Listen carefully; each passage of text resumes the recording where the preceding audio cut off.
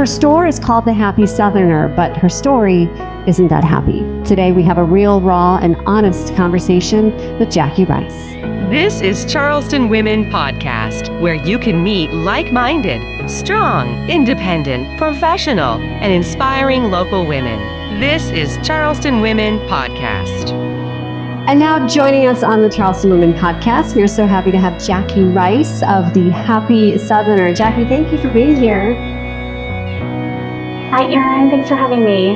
Yes, tell me, I've never been to The Happy Southerner, and I'm sure a lot of our listeners are just intrigued by the name, and we want to stop by. So tell me a little bit more about who you are and what you offer. Yeah, so The Happy Southerner is a gift store. We also have women's clothing, so it was important for me to provide affordable clothing for women of all sizes, because I'm not a size 2 or 4. But also, I wanted to provide products that represent really like my sassy sense of humor and my sassy zest for life. So we have a lot of products in this store that I think make a lot of people laugh.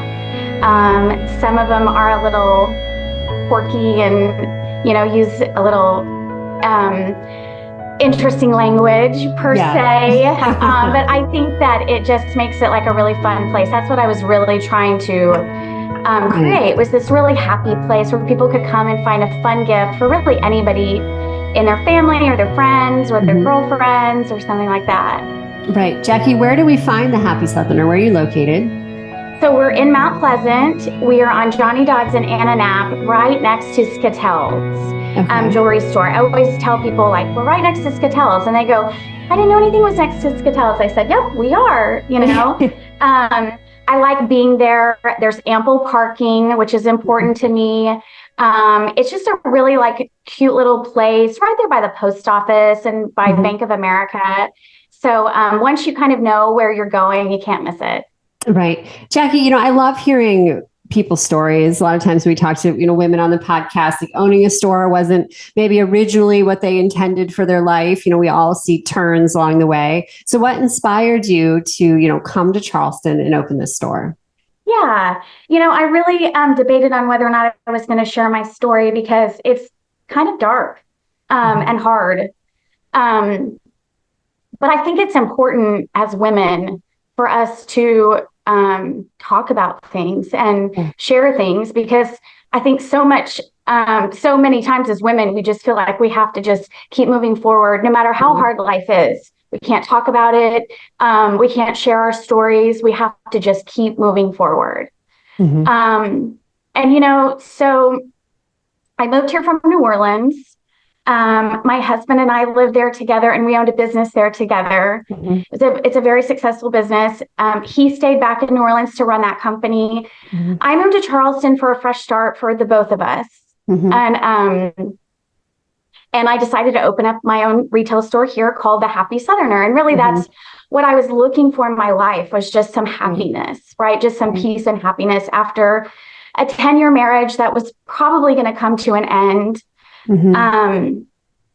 I just needed to sort of find my path. I needed to figure out where my happiness was. And so in September, I opened my store, and I really love how it turned out. Everything is just so fun about it and happy, and it's such a great store.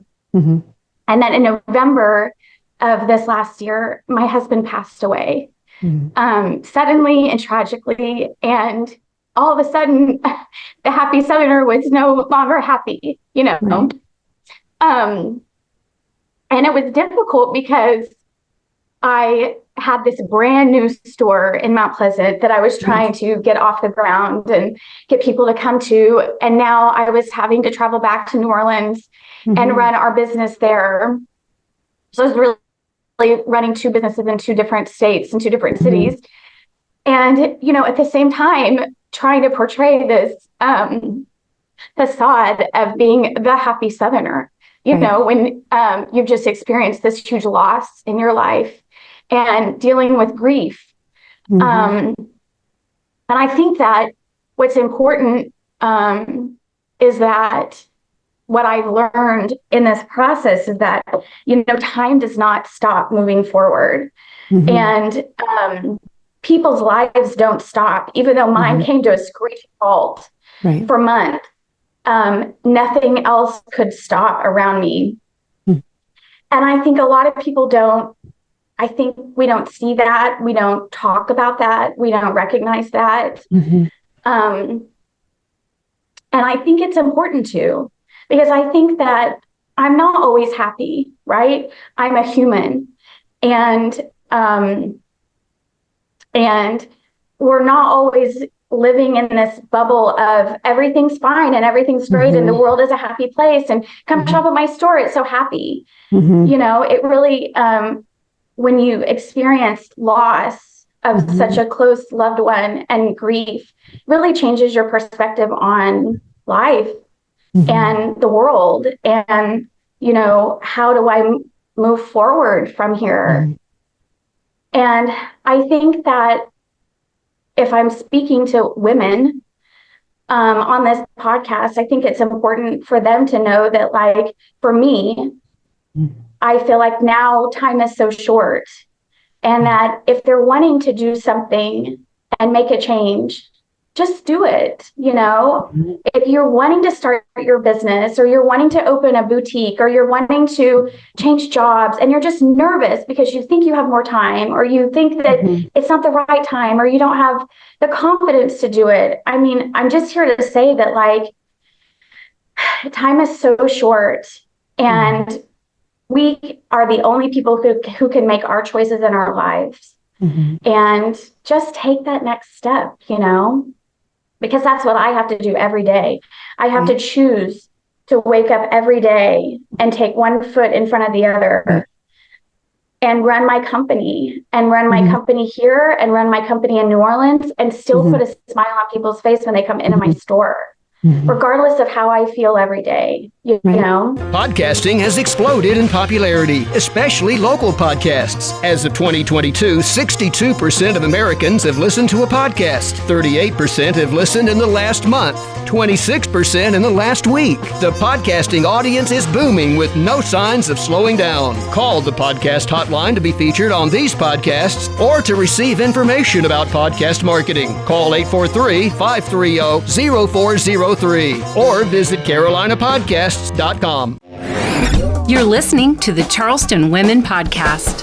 Jackie, we talked before we started this interview. I knew your story and asked, like, how much you're willing to share. And I know this is obviously still very raw and hard for you. So I just want to thank you for your courage to tell your story, because I think, you know, in telling it, you never know who's listening. And I'm sure that you're going to touch someone else. We've all gone through, a lot of us have gone through terrible things and grief. And I think, you know, applause to you. Like you said, you're getting up every day and you're still doing it when you don't feel like it. For someone who's listening right now, who is going through a difficult time, probably not to the scale of what you've been through recently, but, you know, what do you say to get up, to put the clothes on, to take that step forward? Like, do you have any piece of advice or any mantras that go through your head that force you to do it day after day when I'm sure you don't want to? I do. I think it's important to know, and it's important that I knew, and I know that I'm not alone, and that I have to seek help. And I have from day one. I see a therapist every week. I go to a support group every week. I make an effort to maintain my friendships as strongly as I can. I make an effort to show up to my job every day that I can. But I also allow myself to take those days that I need to just grieve, because I have to do both. But I also want people to know that, like, they're not alone, that we all are dealing with really hard things in life, and some are harder than others. And trust me when I tell you, I never imagined in my entire life that I would use the word widow. But now here I am, right? I can't allow that word to define me. I have to choose to let that be part of my definition, as well as entrepreneur, as well as business owner, as well as friend, as well as aunt. All of those words are have to define me now. But I think that what's important is that no matter how hard this chapter is in my life, I choose how I write my next chapters. And that my next chapters are coming.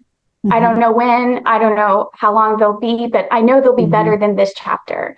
And that this chapter will always be a part of my life, always. But it won't be the chapter, right? And that I'm not doing it alone. And I think that's so important, is that if you're going through something really tough, like a death or a miscarriage, which I've had many, or the loss of anybody, or just having a really hard time because it's January. And just know, like, there's so much support out there, and to just reach out to a support group online. That's really where I started. You know, like, I found these people here locally that have all gone through very similar experiences that I have. And I Zoom with them once a week, and it's great. And then I see my therapist once a week, and that's great. And then I actively choose to make myself go on a walk, make myself get up and make myself breakfast, make myself take my dog outside and go for a long walk, you know, actively making those decisions and knowing that, again, that I'm not alone. Right. You have said so much. I'm still processing. You have so many wise words that can help. No, I mean, truly, I can't believe what you've been through and how you're, you know, pivoting and already helping others with your wise messages that you have.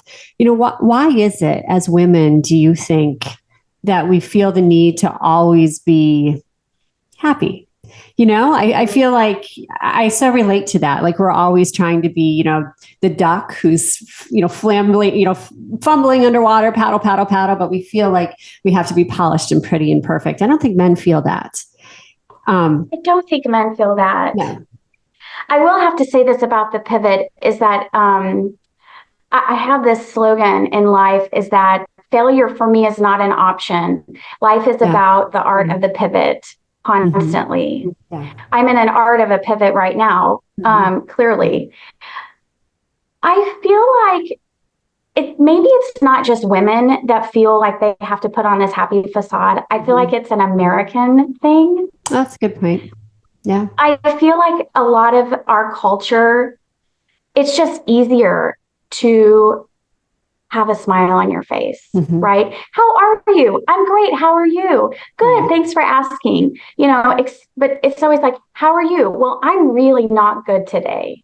You know, and those are just— no one ever says that. You would be drunk if someone if you said how you're truly feeling when someone at the grocery store says, how are you? They would be floored, right? Like, we never rock the boat. Right. I think that as women, we're supposed to hold it all together for everybody. We have to hold it all together for our kids and for our family and for, you know, our coworkers. And who's helping us hold it together, right? That's why I just feel like being a part of a support group and talking to your friends. You know, the other day I was playing Mahjong with my girlfriends, and one of my friends kind of went off on a tangent about how hard it is to be a mom. And she just said, I'm so sorry that I just keep talking about myself. And we were like, you never talk about yourself. You never talk about yourself. And it is hard being a mom, and it's hard being a wife, and it's hard being a business owner. And I think that we as women have to support each other to know that it is really hard, and that we have to acknowledge that. There are lots of great days, and there's lots to be happy about, and there's lots to be positive about, but also life is hard, and it's hard, especially being a woman, you know. Right. I have to ask, because I see so much wisdom in what you're saying right now, and I know you have both stores and you're just trying to get through day by day, but do you ever see yourself, I know you can't imagine, but 10 years from now, possibly leading those groups, possibly speaking, possibly helping other women once you're never going to be completely on the other side, but you know where I'm going with this. I do know where you're going with this. I don't know. You know, I saw this business coach, right? I'm like, trust me, Erin, when I tell you, I am getting as much help as I possibly can right now from every single piece of every place I can get help. Yeah. And he said so many great things. And he's the one that really has tried to instill in me that I can write my next chapter. Right. And that where I'm in a place in my life where I'm reading it now, that I'm open to everything and attached to nothing. Okay. Now, I can't not be attached to nothing because I have businesses and I have responsibilities. Right. But that I should be open to everything because I have no idea what the future holds for me. And I think that that's what women should be thinking about all the time is that, I'll never be able to open my store that I wanted to do when I was in my 20s, or I'll never be able to travel to Europe like I wanted to because now I have 4 kids and I don't have enough money. Like, I think that we have to be open to going, I don't know what the future holds. I know that I'm going to try to take one step at a time in the right way of trying to be in a positive mind frame and trying to see the good and not the bad. I don't know. I don't know what the future holds for me. Yeah. I just had to ask. Of course you don't know, but I feel like women listening to this podcast, I mean, I've gained a lot just from listening to, what you have to say. So I see in these 20 minutes that we're together, you're already helping people. Oh, thank you. That means a lot to me because I feel like a lot of people have helped me. And so if I can help anybody, that was the whole reason why I wanted to tell my story, because I could sit here for hours and talk about how great my store is and how you should come to it and how you should buy everything there. But now we really want to help you, Jackie. So that's my next question. Everyone listening, or if you're watching this, the video version, we want to come, shopping, buying a gift there, just going in and saying hi, right? It's a great way to show our support. So what are your hours? When can we go there? When's your next new arrivals? Tell me all that stuff. So we're open Tuesday through Saturday from 11 to 5. Right now we're closed on Sundays and Mondays. I don't know if that'll stay that way forever, but right now we are. I try to get new arrivals as often as I can. When you're in a growth phase of your business, you're trying to sell what you can and take that profit to reinvest it in your business. So that's where I'm at right now. Yeah.